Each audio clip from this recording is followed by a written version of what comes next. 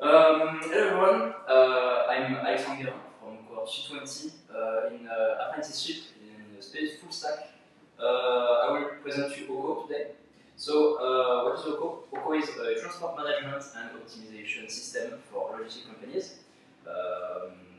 I'll start to present you a bit the company because it's the company I made an apprenticeship in. So the company is called Toulouse. It's like an IT company, but it's a subcontractor of a real transport company called Innovia. The company itself was made for OCO, actually. It's like the core project of the company. The team is composed of 3 backend dev, 2 for the algorithm, and myself for the API and database. We have 3 front-end dev for the one for the driver side of the application. The driver is more like driving a specific vehicle, and he needs to, for example, click on his phone in order to tell the operator, the one that handles the transport, whenever it does anything. One for the operator. The operator is what I show you during the live demo, what an operator is like. It's for the web, and one that is equivalent that can work on the driver side and on the operator side. Other than that, we have like 2 other persons, one POS formatter and one CTO. The main feature of OCO is driver and vehicle management and destination. It's like the main project. Mission planning, thanks to the solution generator algorithm. I'll show you that in the live demo right after. We have tracking using GPS and declarative.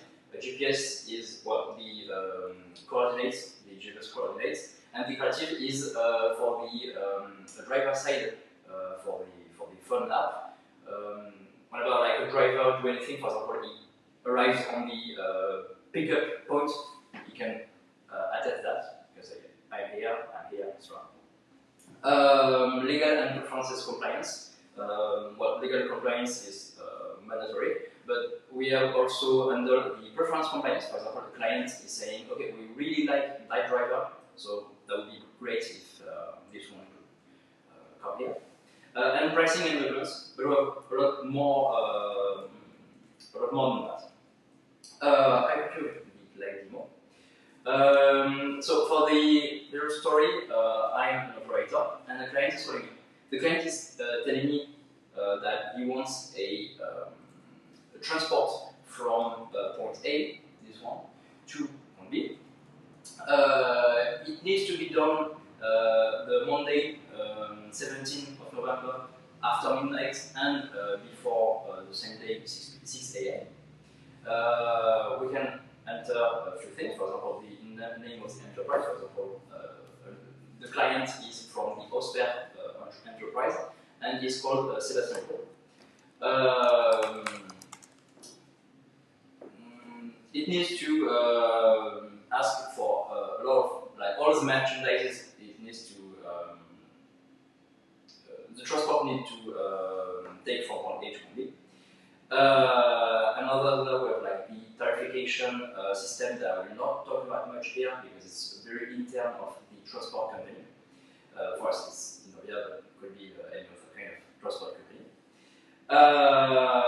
When the client has finished making the demand and the operator has finished writing it or in this new transport tab, it can create a solution. The demand is called an order, and this order, thanks to the solution generator, can make a solution. The solution here would be this driver, Emmanuel Segala, with this vehicle, can make this transport of a sofa, I think I added, from point A at 1 a.m. and 10 to the drop off around 1 a.m. and a half. We also generated a price that can be later on written off if the, for example, like the operator more generosity give to this Sébastien Dupont client. So we'll accept that solution, and there you can see the travels. The travels is a set of solutions. For example, we have a Paris-Toulouse and a Paris-Bordeaux. The idea is to include everything into a single travel. For example, a Paris-Toulouse-Bordeaux, because it's way cheaper than making just Paris-Toulouse and Paris-Bordeaux. We'll accept this solution, and then we can write off some of the information. I will not do that, it's not much important, except the tarification. Like I said, you can write it off if you want to. You can put all the documents you want to. And then, when everything is accepted, this solution will be mixed with all the other solutions from the travel in order to reshape the planning of the driver. For example, here it was like this transport. I think it was from emergency line. We have like, for example, 2 travel in the day. So the best thing that they could do was to put the both of those in like the beginning of the day. Other than that, like pretty much a lot of other things for the locations. Not talking about that much. The recurrence part is like a set of orders. Orders can be like I showed you a travel, a transport. And for example, the recurrences would be like, okay, make a transport every Monday of the month, except the last one, and it could be done like once every 2 months. We have like the claims tab. Right here. I'm showing you the recurrence tab. And we have like the tour control, which is the flashy thing. It's really useful for the operator, since they can see, like, for example, okay, which vehicle is mobilized, which is as an anomaly extra. Here we have none, but for example, if it wants to check one specific vehicle, it can. With the all the routes from the travel for the day. Like, it's not just that specific travel right now, solution right now, it's the whole travel. I think that's pretty much it for the interesting parts. Maybe the reports, but this not much right here. I haven't checked today. I haven't done much on that. This was done by me. I'll talk about that right after, but the real production front has a lot more than those small features. I'll continue with the rest of the presentation, since we don't have the whole day, by talking about the really fast. The architecture is like very, very simple. It's a user that interacts with a front end in Next.js TypeScript. The front end can interact with the API in C++. The API can then interact with 3 different components: the databases, mainly MySQL, but also Mongo for the logs and also for the old documentation system, AWS3 for the new documentation system, and Redis for the token storage. It can also, the API can also interact with the internal services, mainly solution generator, but also a bit others, for example, like link packing, one that can check if a vehicle can enter, for example, like if the client has said, I want 3 sofas and 1 table, can it fit the vehicle? And also it's external services. For example, it could be the Google Map API or the RS, the one we use. It could be Trello, Dispatch, a lot of other services that we didn't work on, mainly using HTTP. The database, here I'll show you a very, very simplified version, because the real database has like, I think, 240 something like that tables, which is a lot. But the 3 main elements would be users, mainly the driver, using the mobile app, the operator using the web app I showed you, and the client that does not use really the system right now, but will call the operator in order to make the transport itself. The operator and the client will make an order, being like I said, a client demand.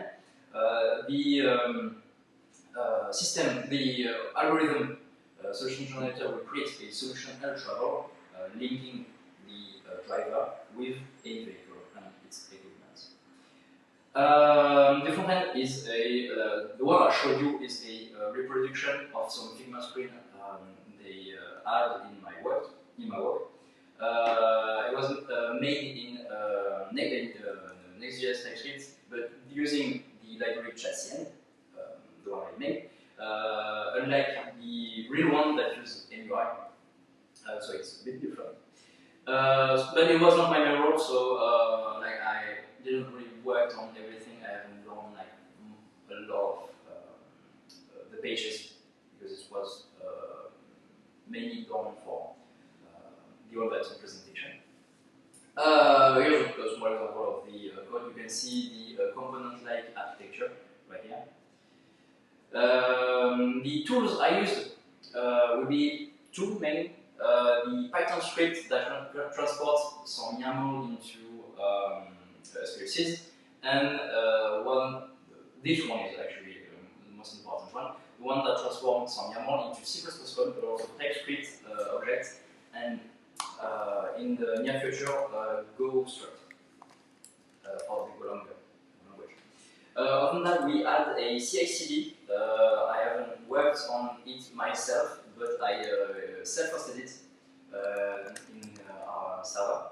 The main reason why I did that was to reduce the compile time, because C++ is a compiled language, and we have so much different repository that we need to compile. So instead of compiling it into like a GitHub server hosted by GitHub, I decided to self-host our GitHub. That way, whenever we call the CI/CD, it compiles inside server, which makes it like really fast. We have like 3 different environments, day staging and pro. And this is an example of a type of YAML that is transformed into a few files. Here maybe 6 of those, with the input and the output, which is the most important one. The backend then uses this script in order to create the input.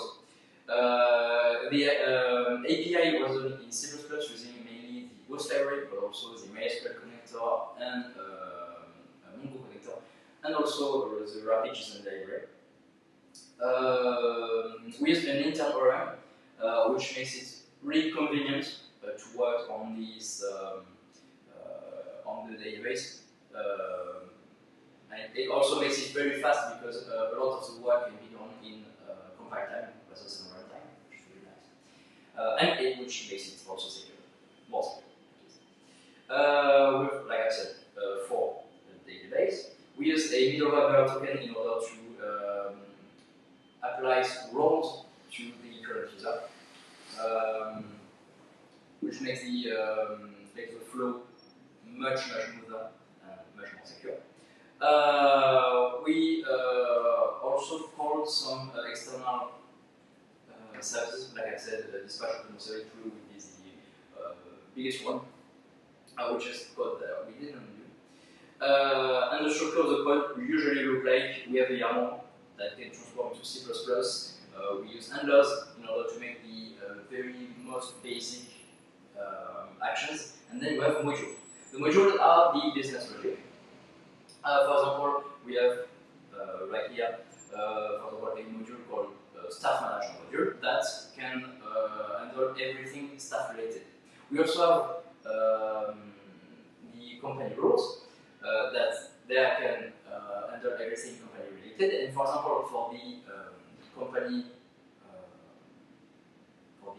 company get routes, we can call both the company module and the staff module in order to get, for example, everything related to the company itself, for example, the name of the company, the pricing system, etc. And every single staff there is for that company using the staff management. Every business logic is separated in that, and this is actually like most of our work. I don't really know if I have we have a lot of core modules. The one I worked most with was the declaratible module for the correct states, the recurrence for repeated mission, verification, anomalies, and mobilization for both the vehicles and the driver. For security, we used a VPN called Webware. It was chosen after a ransomware that happened like even before I came into the company. We have security plan environment, which makes it way more secure, and a role-based access for the routes. That way, the code is secure, but also the application itself is more secure. It's more secure to use. And now we use S3 for a role-based access for all the sensitive documents, mainly the documents related to the order of the client demand.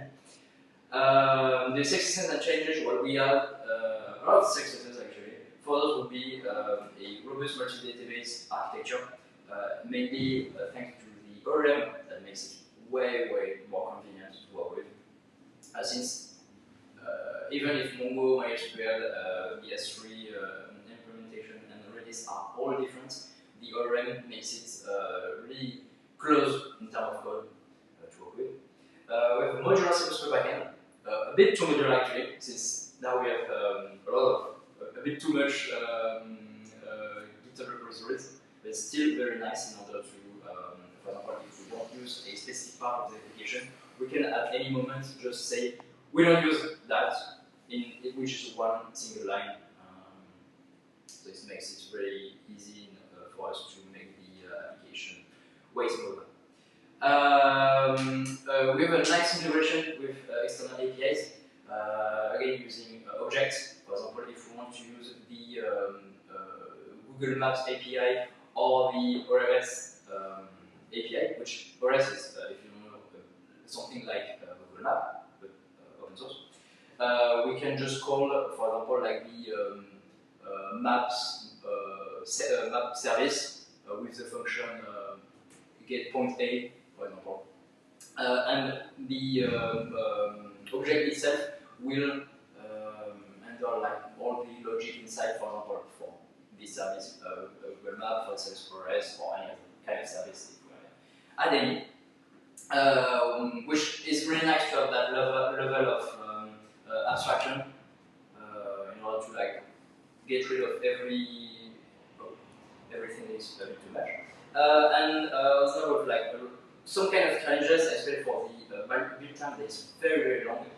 Before that it was like 2 hours, now it's up to 30 minutes, and we really want to make that into like 15 minutes. We had a very big bug for our old JSON library that took me, I think, a week to compile. And the poor documentation of some APIs, mainly the Google APIs and the Special API, very hard. Specialization and learning, well, I decided to use Ninja for a smart, faster build time, which is multi-threaded, way better than what we had before. My debug skill was very enhanced thanks to the JSON problem we had, which was like a very bad recursion, stack overflow recursion problem. My patience and reverse engineering for the dispatch API, for example, the idea was like I had no documentation at all, so I had to call one endpoint and decide like, okay, this endpoint should exist and test it. It was kind of horrible. And a stronger methodology for both the documentation and modality of the code, and also for the Scrum Agile process. And the next step would be like to refactor the architecture, especially to have less repos, to reduce the build time even further, to extend the client portal for B2C, because right now it's only B2B, and use our own internal pricing module just like exclusively. And that's pretty much it. question, feel free to ask. And thank you for your listening.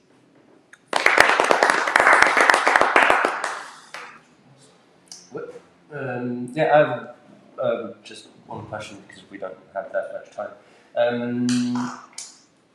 At one point, you said that you had something that wrote from YAML to C++. Yes. Why not write it in C++ directly? Because Python is just way faster to code with. It's just that C++ is way faster for the runtime itself. But those kind of scripts, you don't really need it to be like very fast. This script itself takes, let's say, like 20 seconds, which is very, very long. But it's okay if you take like 20 seconds for a script, just for like one singular new endpoint, because it's not really something that happens like all the time. Alright, so you write code in YAML, I mean, with information and everything, and then the script just transforms it into C++. Exactly. Right. It's just basic boilerplate code, very annoying to do, and it's something that is just running by the script. It also, like I said, make a TypeScript object for our front end, yep. For the simplicity of it. And right now we want to add a webhook in Go, because it's again way faster right now to work with that. At least before, like probably changing it to C++ later on. So you will also use like create construct thanks to those. Alright, thanks. That's good for me. Thank you for this presentation and this demo. I have one question and one feedback. Why C++? Well, C++ was used for the how do I say that? How fast it could be, it could run for the algorithm. It just happened that whenever you worked with like other languages, it can be way slower, which is not really that important. If it was for us, actually most of us as coders, we would really like to work like with Node or like Go or something way easier to work with. But it's just that it's much better in order to sell the application as something that is really fast. That's pretty much it, but the main idea would be that it's fast and it's also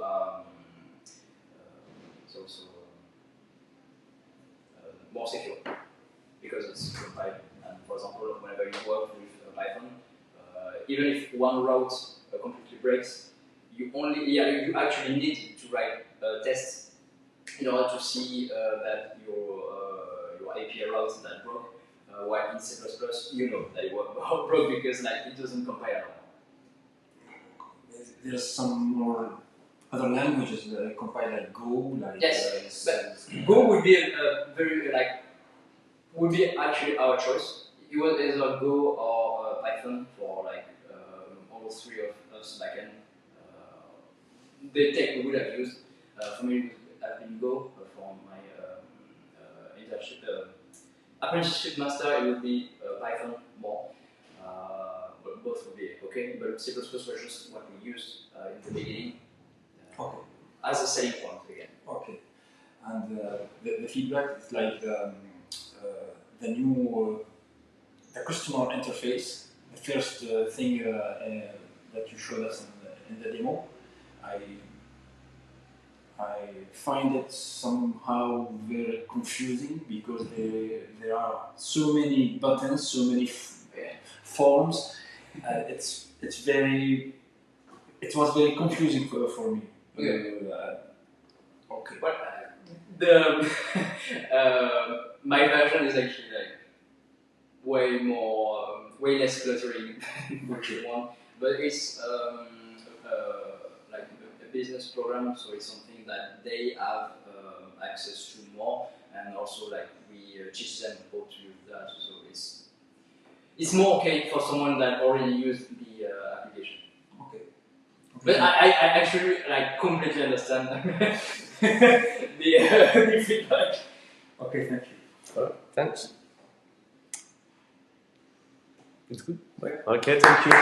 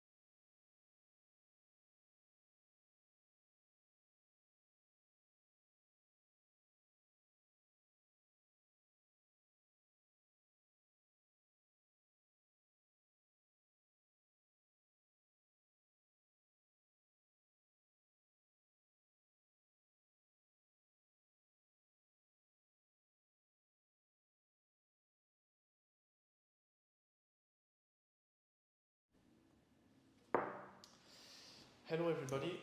So today I'm going to present you P by RP by Raphaël Perrier. So I'm going to present you the following.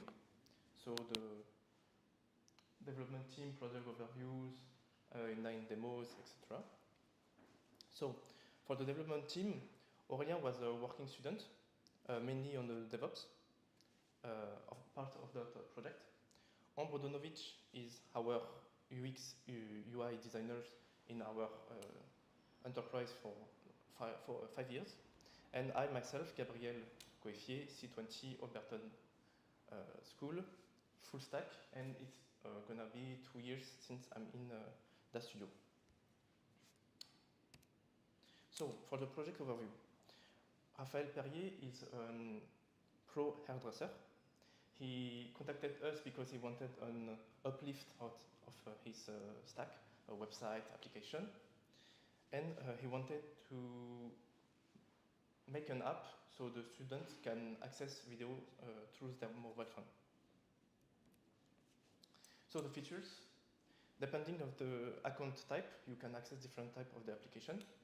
We have the code pie of the mobile app that you can use to connect to the website part.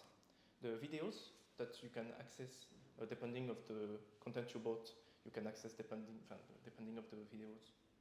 Depending on the formation you bought, you can access different type of videos. And the features also is the CMS that we use, Strapi. It's helping them to add more content on the website or application.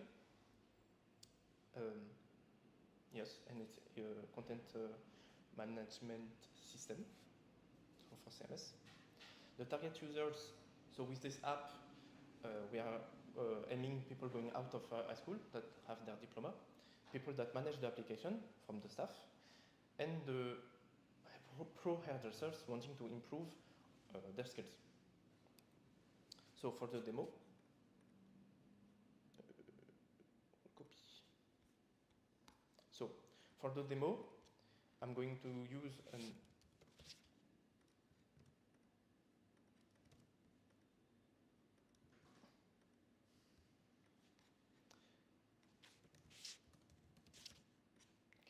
account. You cannot create an account on this application because I've made a plugin for the Strapi, so for the CMS. Here is the dashboard that the people of the staff can use to create a new account. Here you have all the courses of what they have. You can add the number of people, the prefixes, because depending on the account you can access different type. The expression you can generate and save it.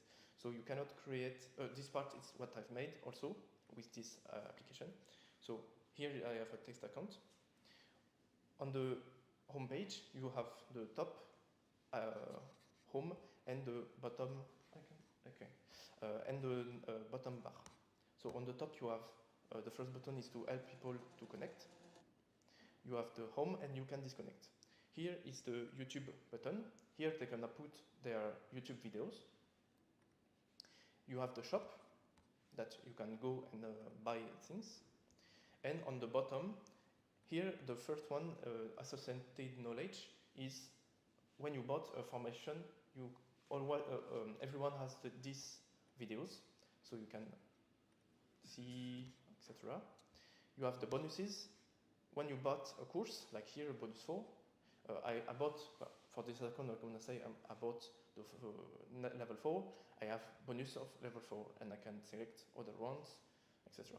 Here is the QR code part. It's because they can also send a book with pictures of this hairstyle, and they can scan the QR code on the bottom right of the book, so they can directly open the videos. But I cannot show you because it's in simulator, and if I open, it's crashing, so I cannot show you.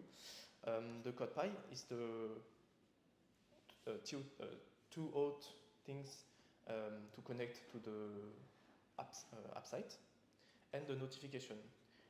When they add a new content in the Strapi, it's sending a notification directly in the app. And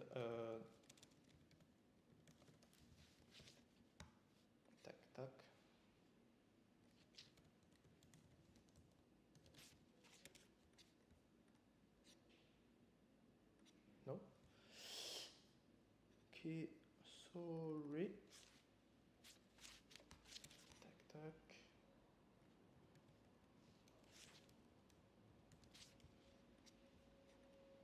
Okay, so the second, like I said, depending on the account type, you have different access of the app.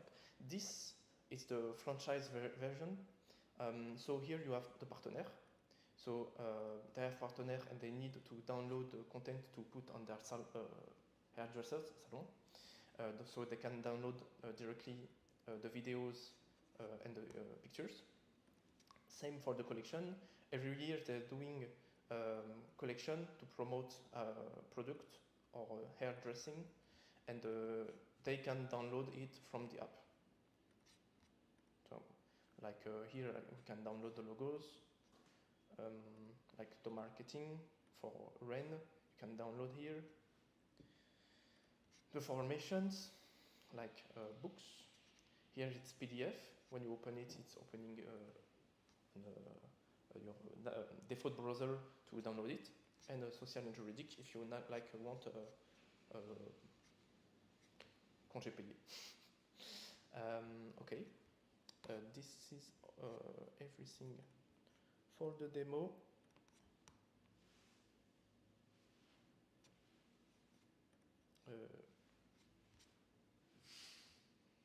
Okay.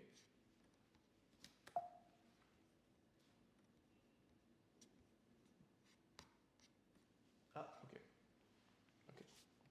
So for this app, for this project overall, it's in a three-tier architecture because we have the front end, which is Flutter, sending requests to the back end that containing the Docker, and it's a Trappy that open route to hit the endpoint, like get these videos.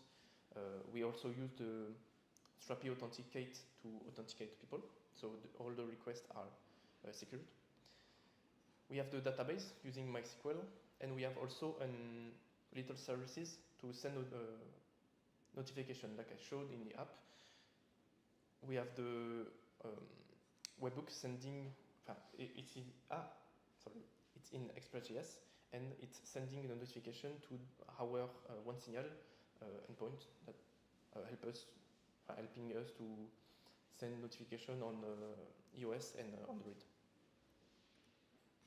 So for the DB schema, I don't know if you can see, but I'm going to be quite quick. Here is the users table. It's the default from Strapi, that's Strapi create. We have a foreign key with ID users, platform users, the table platform users. So here we can add more information like phone number, cities, postal code, name. And here we have the platform user courses. It's a table that making the relationship with the courses and the platform users. It's a many-to-many relationship because many users can have many courses, and it's almost the same for videos and types. So for the technology stack of this app, we have the main mobile, it's in Flutter, and the plugin custom that I showed you, it's written in React. The backend is in full Strapi. Under the hood, it's using Express.js, and OneSignal for the sending the notification. The database is MySQL. For this project, I had a Trello task. We host the code on Bitbucket, and we talk with Discord. For the, can you see it right away? Okay. For the front end code snippet, we have the function save picture that I showed you. You can save pictures.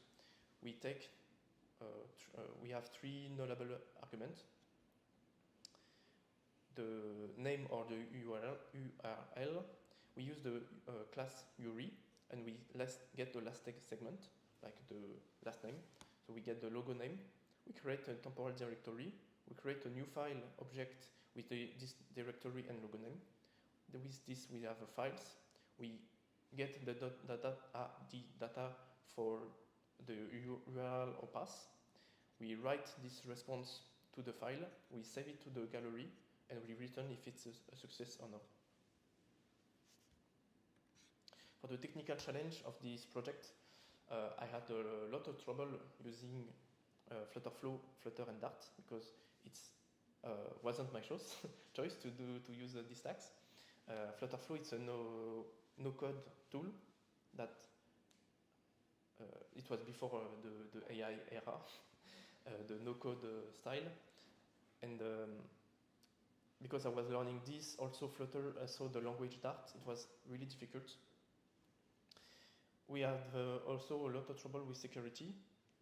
For example, Strapi. At first, I wasn't sure it was secure enough for the request or the authenticating, but after I managed, because the Strapi is open source, I could look in the source code of the Strapi, and all the account is secured with bcrypt, the library, and also the deadline, because it was my first time I had almost alone a project with a client deadline.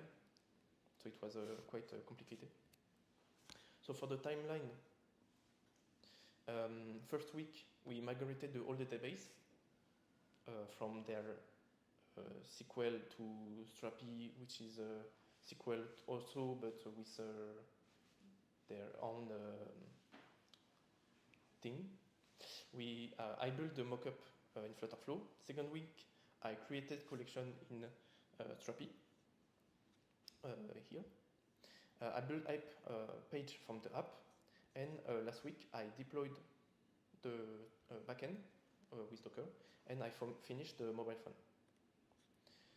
For this project, the success is the client is happy because he continued to work with us. It's a project also I'm proud of because as my first project, I think I did a good job learning all the text and doing what the most I could. Some failure is missing documentation because when you're coding alone, you're not making enough documentation, and the code is not perfect also because it was my first production-ready project. And as an improvement, we could add more secure things in either the plugin or the mobile app. More management of data and better communication with my with my co-workers, because the Docker part first, it was really great, but when we had this done, it was difficult to talk because to talk with my with Aurélien, which is my old co-worker. But yes, missing of communication, it was something really hard. So in conclusion, I'm very proud of this project because I learned a lot of mobile development, which is different from quite different from the web app, web aspect. And also the nightmare with deploying with the stores on the Apple and Google. And thank you for listening.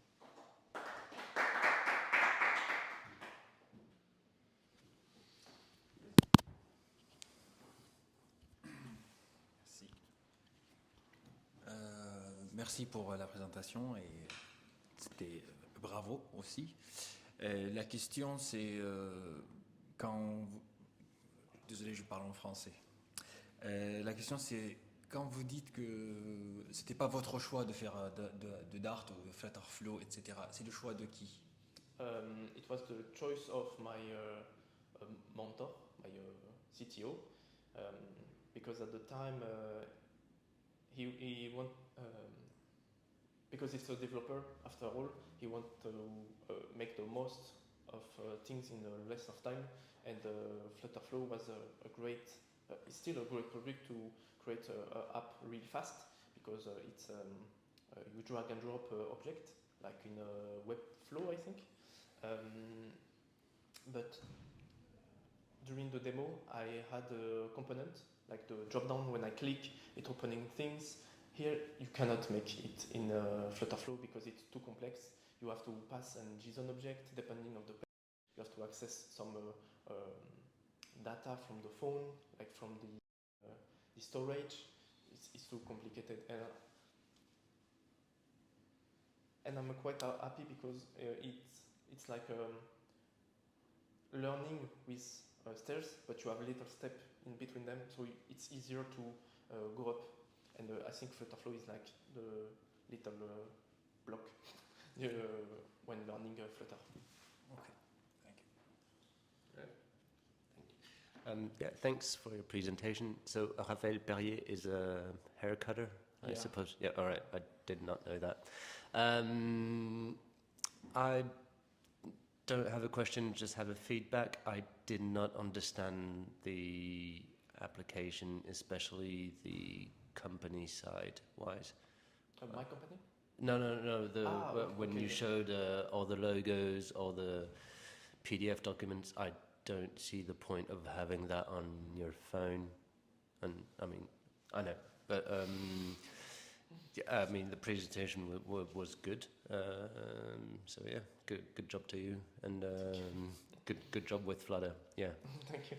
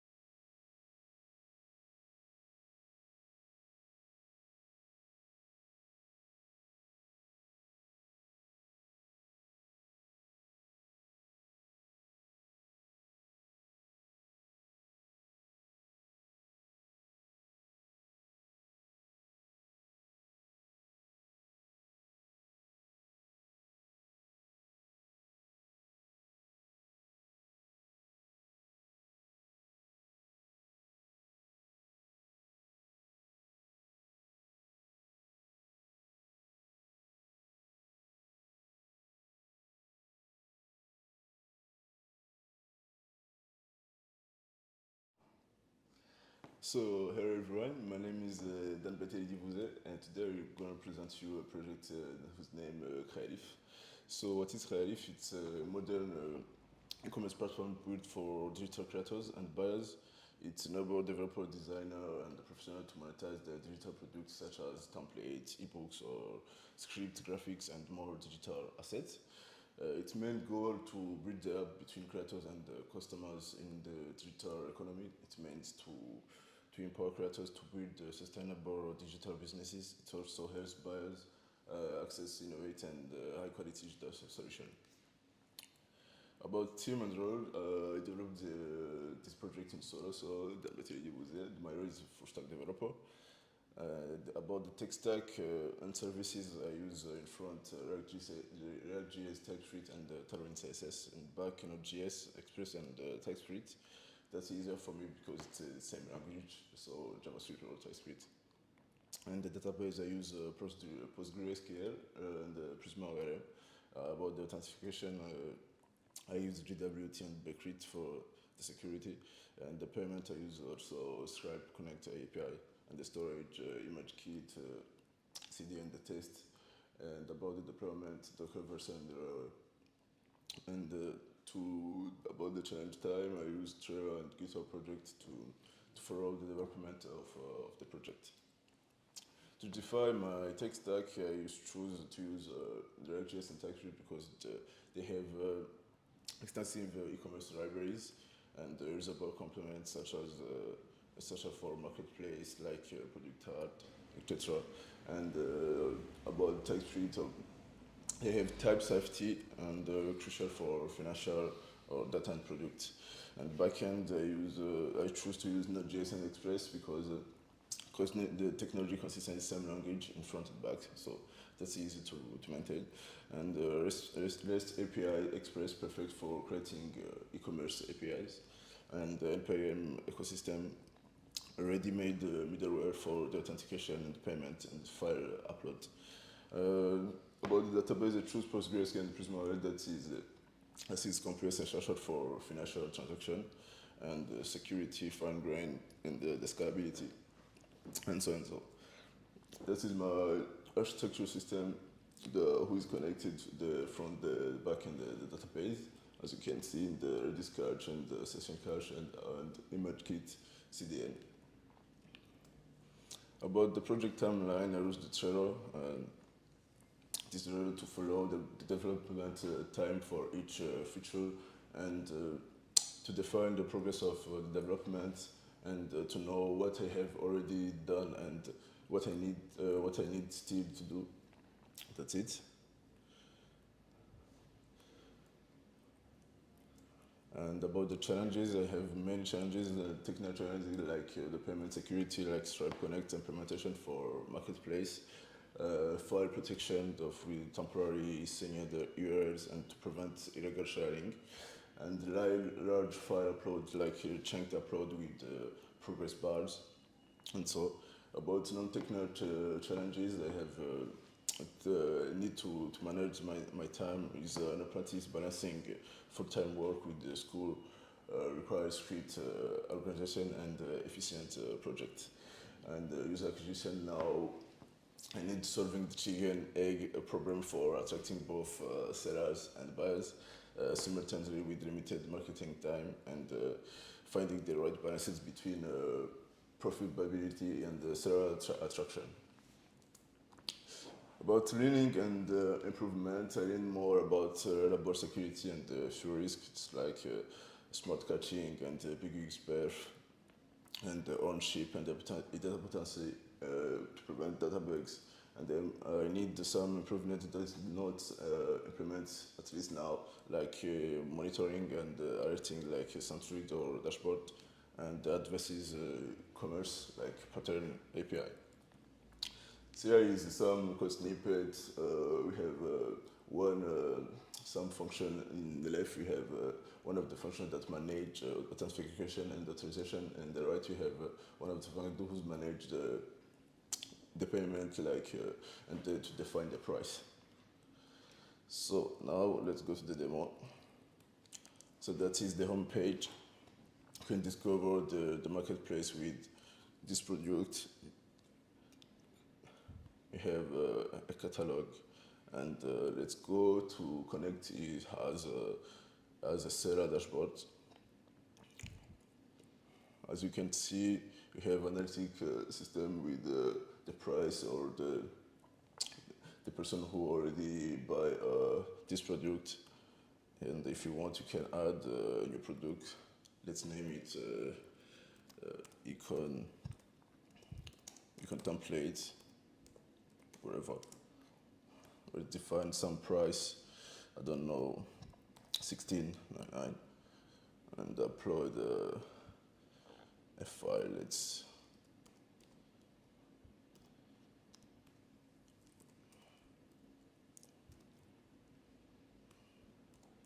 upload I don't know, a random file, and describe them, I don't know, package, templates, whatever.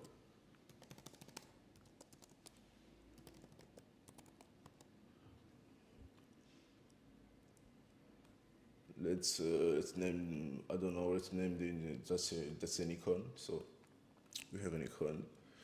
We can add a picture, a random picture, I don't know.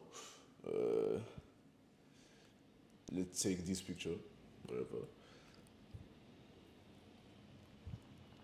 And if you want, you can modify the profile.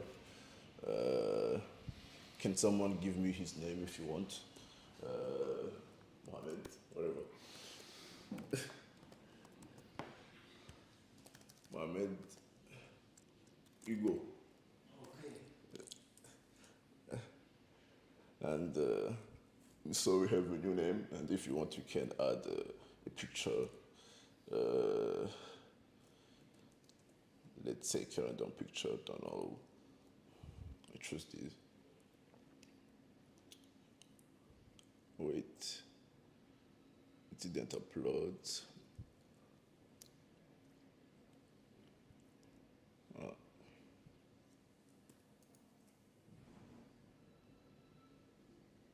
So that's it. And now let's go to the buyer dashboard. As a buyer dashboard, you can buy some product that a seller has already implemented.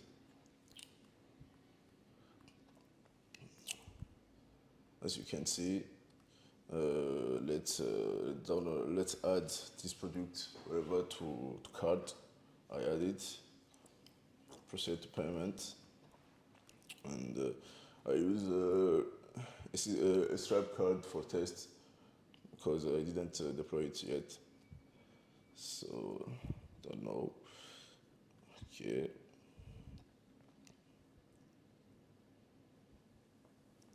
That's it already download, and you go to the download. You can download the file, and you have it in your browser. I can show you more functionalities about or more feature about the application, but I didn't time, and I think time's out. So that's it. If you have any question or more about this, I'm here to respond this.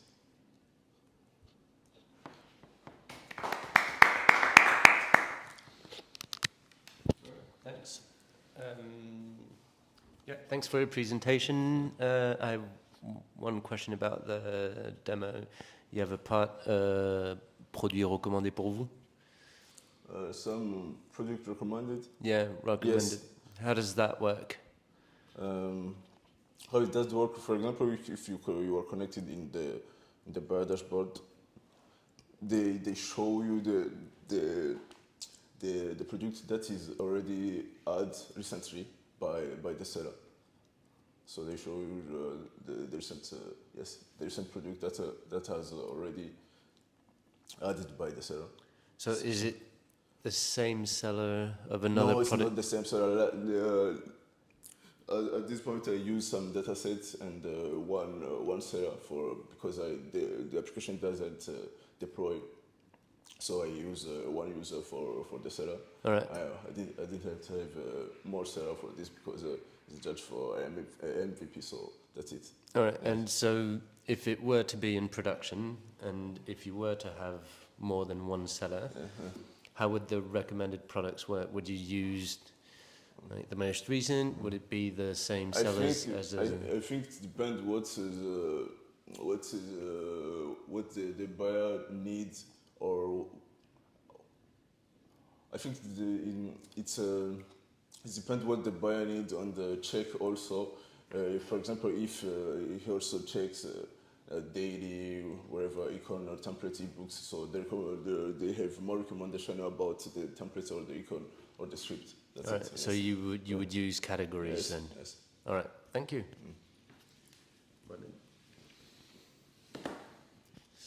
I really don't have any question about the demo. I understand all the thing. Just some feedback. Try to talk more slowly. Try to be more clear. No stress. And thank you for the demo and the presentation. You're proud. I am proud. Yes. Okay, thank you.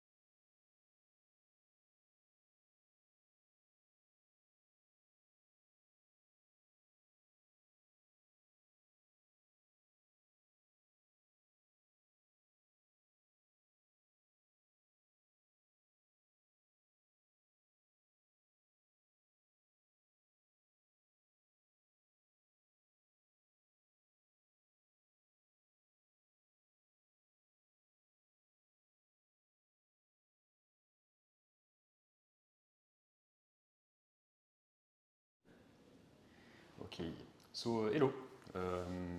Today I will present to you my recommender algorithm. So it's a machine learning based algorithm and it's part of the DMLs application. So the recommender is a supervised learning based algorithm that's meant to be built as an engine to recommend missions to healthcare workers. So my name is Tristan Duchamp. I'm French and I'm a student in Toulouse, in Alberton, Toulouse. I'm a C20 and I'm in a machine learning specialization. So I'll have a split demo that started on its own. My bad. So the application is meant to be a placeholder for the algorithm. So I will show you the application just to have a view of how it's supposed to look. But it's still an MVP and it's not the heart of the presentation. So the website was built as a two-sided web app with the admin side and the pro side. It's meant to be sold as an SaaS application. So you can have just a side for the admin. You can view basic information about pros, so it's doctors or anything. And the algorithm is built in so that it can get recommended missions and categories to suggest to their professionals so that they can fill the best gaps possible for their workers. So there's the basic usage, as you can view mission, delete a mission, have all those sort of things. So it's just a basic demo of the fact that it works, and you can disconnect, of course. So the point then is essentially based on the pro side. So the main goal is to give it to the workers so they can have on their phone, and very much the same, they can connect. They don't have access to any of the admin side usage, and they can view every single mission that's available right now so that they can just position themselves as best as possible. And again, they can view the missions that are best to them according to the model. So it's just suggestions. It's very basic. You get the categories, how well they fit you, and the current available missions. So that's about it for the application. My technos are Python, mainly Python, for the data processing and the machine learning part. Python is my main language, so it's what I'm most comfortable with, so I used it obviously. My database is a PostgreSQL base because it's relational and it works very well. The DevOps was built with fast API because it's very reliable and easy to implement. And I stored my data on the Google Cloud because it works well, and if it was to be deployed, I would use Cloud Run because I also know how to use it and it works very nicely. And for my fronts, I use the Nux and Preview because Nux is very nice to use when you're not too good in front end, and Preview is a huge library with nice components, so I just went with that. As for my architecture, it's fairly simple. So the front will just call the API that will do all the work. You will get firstly to the base. The base will get most notably the user ID, so we can know who you're speaking with, like if it's an admin or not, what's his favorite missions and everything like this. Then you will get either straight to the storage to know that it came in to store the view, the visits of the pro, or through the model so that it can process if you asked it to give you an answer. And then everything will just feed back straight to the API and will give the answer. It will go to the API and the arrow goes back to the front end, which will give the answer back to the user. So that's my main function. So that's the most machine learning point of it. So it was the recommend function, which was meant to trigger the recommendation. So you just get to it with a straight user ID. That's all we need. We store every data we have from the base in it. We have some basic fail safes in case the user is new and has nothing yet. Since the algorithm is based on cousin similarity and Jacquard similarity, it's just to vectorize information about the users, so we can just match them with whoever resembles the most to them. So you need to have a nice database already with most users so that you can match them properly. And you just go through that, so you can just process the data, make sure they're clean. Then you get to the model part, where you will train it firstly with the cousin similarity, and then you will use all of that to make some kind of nice supervised learning that uses both of these to have the most precise recommendation. It also has, at the very start, I forgot, there's a cache functionality, because training a model can take from 15 seconds to 2 minutes. So it's obviously not reliable as a usage. So you can just train it, use it as it is, and refresh it nightly, for example, to have the most accurate data. So that's about it. As for my schedule, so my schedule was mainly and honestly most essentially focused on the front end and the website part, because my algorithm was mainly done and I just had to adapt it to whatever I wanted to do with it. So I spent the first time just planning out everything. I just looked from my navigation, because I, from experience, knew it was a big problem. You have to think about this before. I then went from the mockups, so it was Figma mainly. I made some nice images of what I would go towards. Honestly, I didn't follow that much. I used it as a base and then expanded upon it. I spent 3 weeks just developing the whole app and making sure everything was secured. So I just went with the quality instead of the quantity. So everything is hashed. You've got the nice passwords with the SH256, and the connections and the base, everything is absolutely secured as much as it can be. I then made sure it functions and ensured everything looked fine, and I did the little adjustments to make it look better, to make it more functional. So I kept a little part of my time especially for that. And once everything was working, I made some unitary tests, and I planned the DevOps, so I Dockerized the application and made sure I could just deploy it if I wanted to. So for the challenges, my technical part for the challenges was essentially the front end, I must admit. I had big trouble working with that, so I've had to learn pretty much all of what I've done, because that's not my specialty, and to be honest, it will never be. So yeah, I spent a lot of time on that. The data selection was a big part too, because considering I had only historical data, I had to fetch whichever users sounded the most usable and just give accurate representations of what the model could do. And yeah, the machine learning was with it. So that's the model implementation and the algorithm choices. And for the non-technical, it was obviously the timelines, because the month is short to plan correctly and develop correctly and make sure everything is clean. So yeah, I've had to work a lot of time and manage that schedule to be fine. And obviously, since I was working by myself on the project, dealing with the back, the front, the base, the DevOps, and the AI was a lot of subjects to split upon. So yeah, I've had to really confine myself to nicely split schedule. For the ethics, I like to add this little part, because I think this kind of model can be very discriminating if it's not thought well.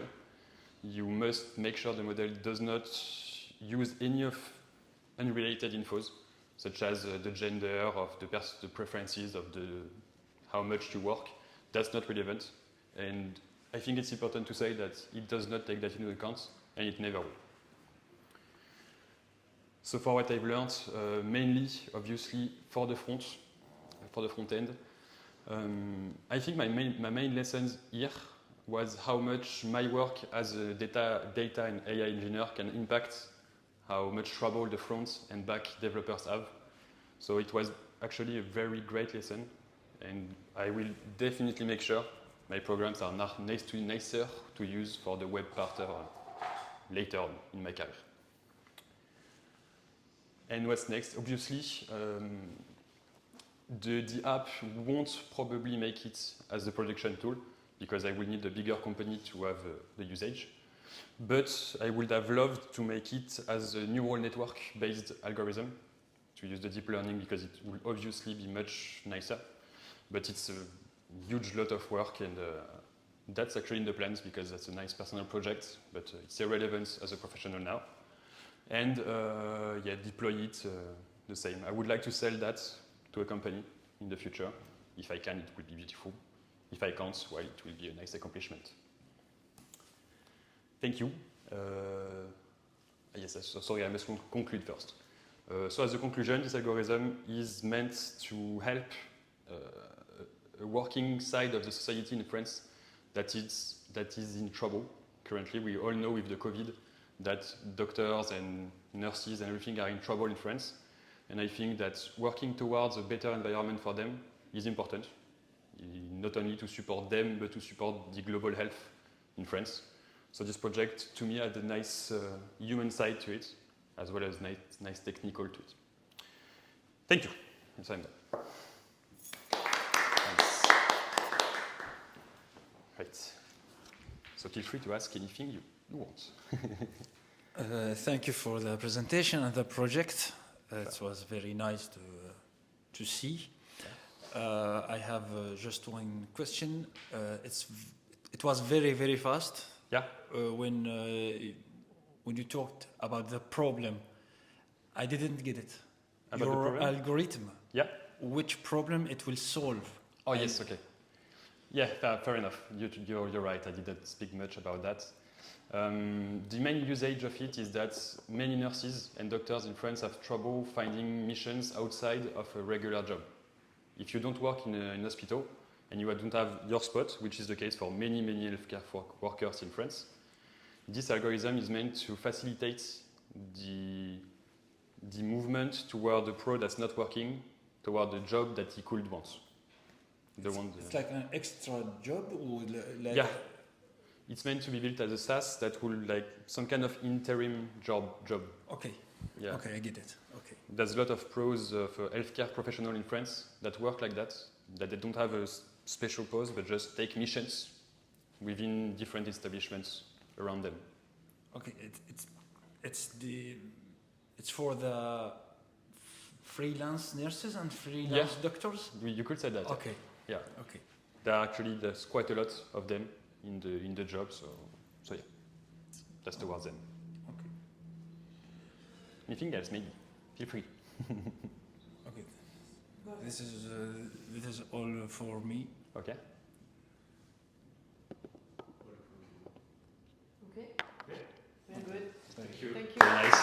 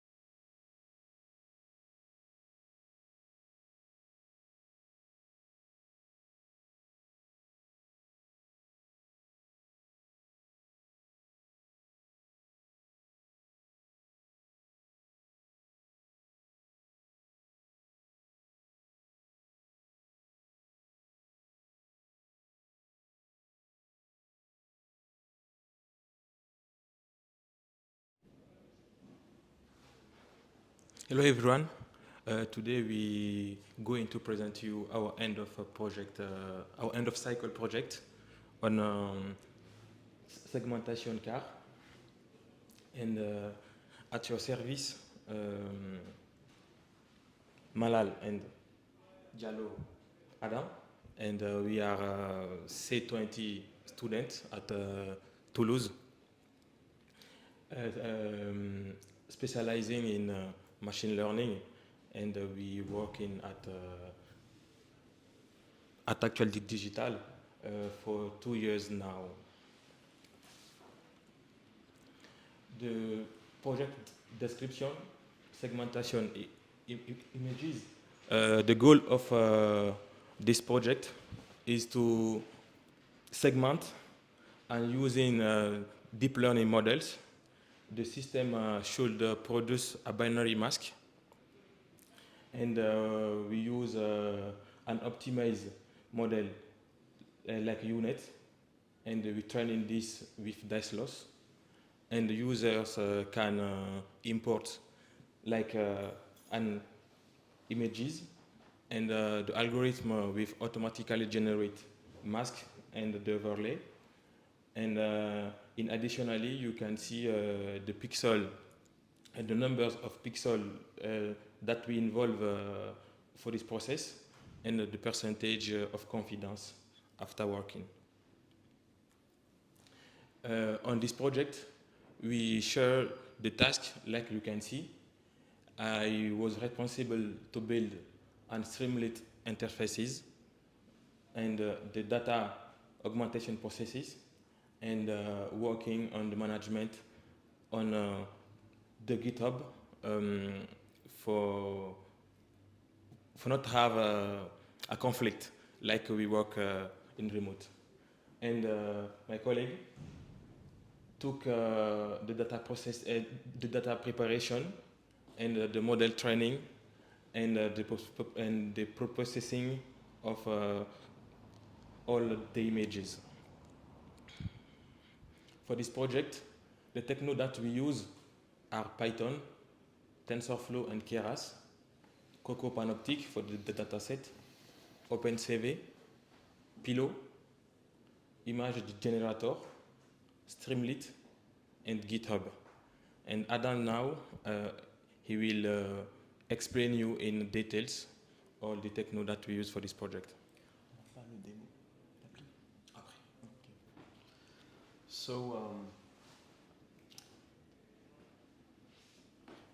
So for the pipeline, we use we use our data set from Coco. Coco is a website where you can pick some data set, and in our case, it's a car data set. So we took the data from there, and in this data set, we have a mask. They are related to image of car. And for the preprocessing, we convert this mask from the dataset in a binary mask. So we can use our model is a UNet. So to use better this model, we must convert this image in a binary mask. And we use the dice loss and the data augmentation. The data augmentation is very important because we need a lot of data to train our model, because it's computer vision. To train this model to have a better result, you need a lot of data. And from the evaluation validation, we train the model in the UNet, and we use Streamlit to create the interface of the project. So for example, in this we have the mask here. It's the mask, and here is the image we took. So you upload the car, and this is the output. And what you see in the image, all the white, it's about the car predict, and all in black is the background. So about the code, in the right we have in the left we have data augmentation. We applied some random rotation, the brightest change, and we have a zoom or horizontal flip, for example. And here we have the training model. We use some mass transformation, and we train some. We train the model with 20 epoch, and with a batch of 16. So we range the series of training, not at once, but it's split. About the challenge, we have a very small data set from Coco, so we had to use the data augmentation to have better result about our model. And we have a lot of imbalanced class.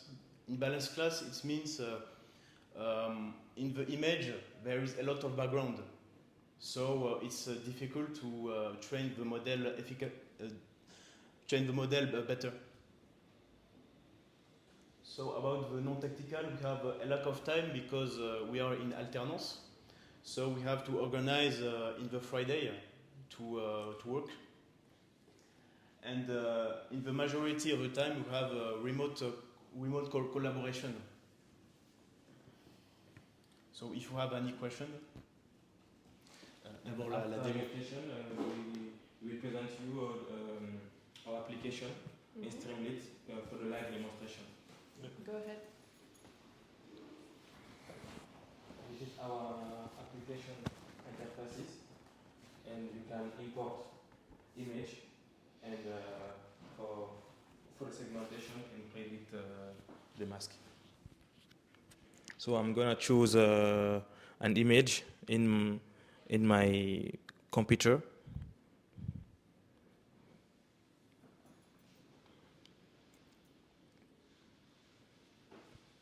Here you have a lot of motorcycle in circulation. So the goal of this project is to detect all motorcycle on this image. So when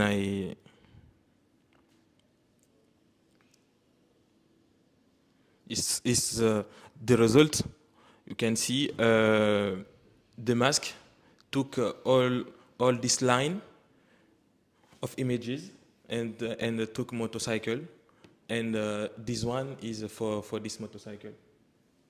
So it's an example of the application. And you can see the numbers of pixels that we use and the percentage of segmentation.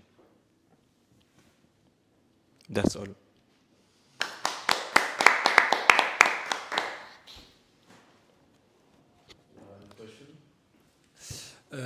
Thanks for the presentation of this project. Okay. I have some questions, some feedback.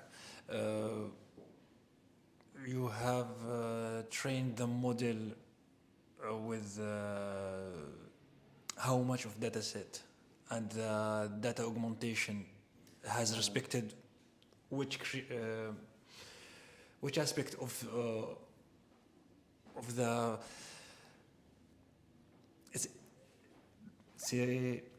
it's for vehicle detection or for what? Okay.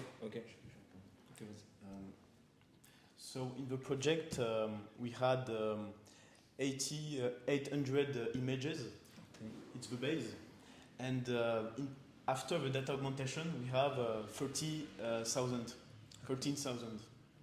So for the application of this project, it's principally for core application, it's a core segmentation.